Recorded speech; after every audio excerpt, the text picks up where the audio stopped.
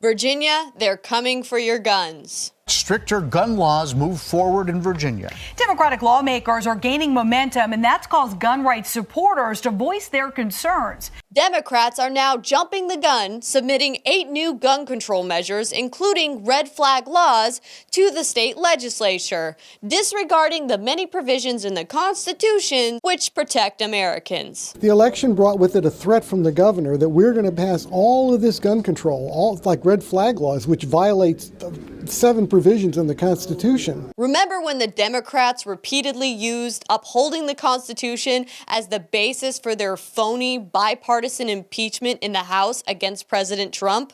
The House has acted on a very sad day to protect and defend the Constitution of the United States. These are the same people that already vocalized their desire to infringe on the First Amendment. I would love to be able to regulate the content of speech.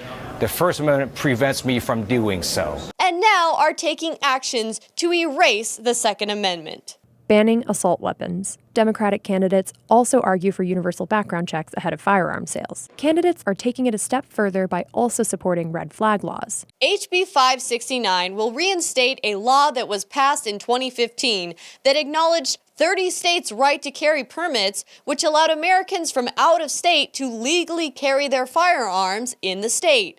It sounds like a good thing, right? Except anti-gun Democrats slipped in loophole language that gave the Attorney General the authority to pick and choose which states to maintain reciprocity with. So can you guess what followed immediately after? On December 22, 2015, Democrat Attorney General Mark Herring, yeah, remember him, the guy that admitted to doing blackface that the Democrat voters kept in office? Tonight, Virginia's capital in chaos. The state's top 3 officials, all Democrats, engulfed in deepening scandals. The day's first bombshell, Attorney General Mark Herring revealing that he too wore blackface in the 1980s, saying he went to a college party dressed as the rapper Curtis Blow. He announced that he had conducted an audit of the state's reciprocity agreements. The anti-gun Attorney General concluded 25 of the 30 recognized states' right to carry permits would no longer be recognized by the Commonwealth as of February 1st, 2016. Those redcoat snakes. Realizing they had been conned, gun advocates lobbied to pass HB 1163 and HB 610 in early 2016, which passed legislation and made Virginia a full recognition state. So now, Democrat gun control advocates are preparing to pass HB 569, which will reinstate the governor's authority over state reciprocity and eliminate the changes made in 2016. But this measure isn't even close to the worst. So far, 4 out of 8 bills are making their way to the state Senate. The bills now headed for the full Senate would require background checks on all firearm purchases, allow law enforcement to temporarily remove guns from individuals deemed a risk to themselves or others, let authorities ban weapons from certain events and government buildings, and cap handgun purchases at 1 per month. But American gun owners and Republicans are fighting back.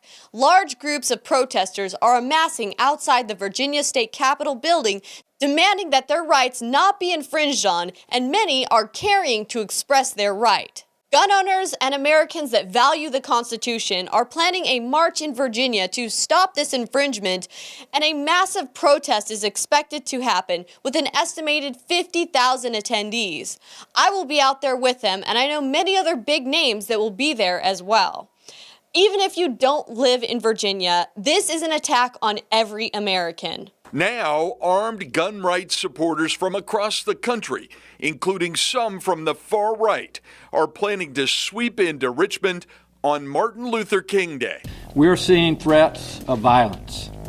We're seeing threats of armed confrontation and assault on our Capitol. But we have received credible intelligence from our law enforcement agencies that there are groups with malicious plans for the rally that is planned for Monday. This includes out-of-state militia groups and hate groups planning to travel from across the country to disrupt our democratic process with acts of violence. They are not coming to peacefully protest. They are coming to intimidate and to cause harm. State intelligence analysts have identified threats and violent rhetoric similar to what has been seen before other major events, such as Charlottesville. Virginia Governor Ralph Northam plans to declare a temporary emergency banning all weapons, including guns, from Capitol Square ahead of the massive rally planned next week over gun rights. This is according to two state officials who were briefed on his plans. Why? Because he says he has fears of another Charlottesville.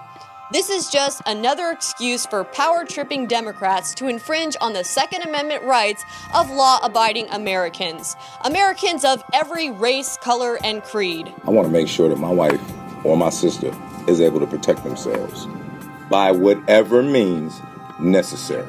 But some counties and cities are fighting back against the Democrats' gun grab by declaring their cities a Second Amendment sanctuary. Tonight, Bedford County became the latest place in our area to declare itself a Second Amendment sanctuary. The applause inside Liberty High School's auditorium was frequent and hearty Monday night. Supervisors voting unanimously to pass the Bedford County version of a Second Amendment sanctuary. The resolutions that some counties are passing have no legal effect whatsoever. The Second Amendment sanctuary resolutions passed by numerous counties and cities across the Commonwealth may have no legal effect. Law enforcement and city officials are saying that they will not enforce gun bans or use taxpayer money in the city to enforce these illegal gun laws.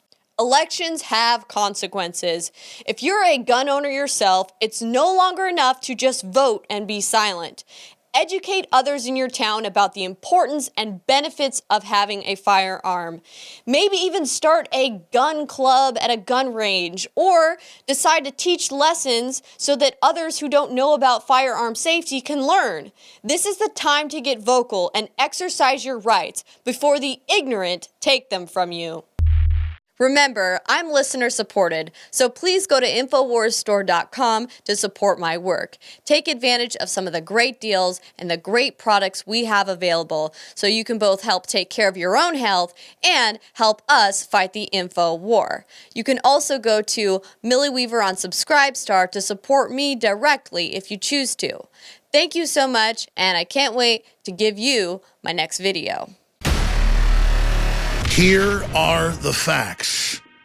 Iodine raises IQ and across the board makes you more healthy in thousands of top studies, including the American Medical Journal. Every type of fluoride lowers IQ, massively increases cancer, and destroys fertility. That's the facts. Learn about the iodine conspiracy. And then once you've learned about it, protect yourself and your family. The reason I'm so hot on this is the globalists put the fluoride in the water while making sure we don't get the iodine. In China, they put the iodine in the water and ban the fluoride because they've already got their people under their control. The globalists are targeting us here. Please go to InfoWarsStore.com, experience iodine and BioTrue Selenium that goes with it together. And then once you see the great results, warn others. This is the Achilles heel of the globalist. It's a win-win situation. The only way you lose is not taking action. Take action now.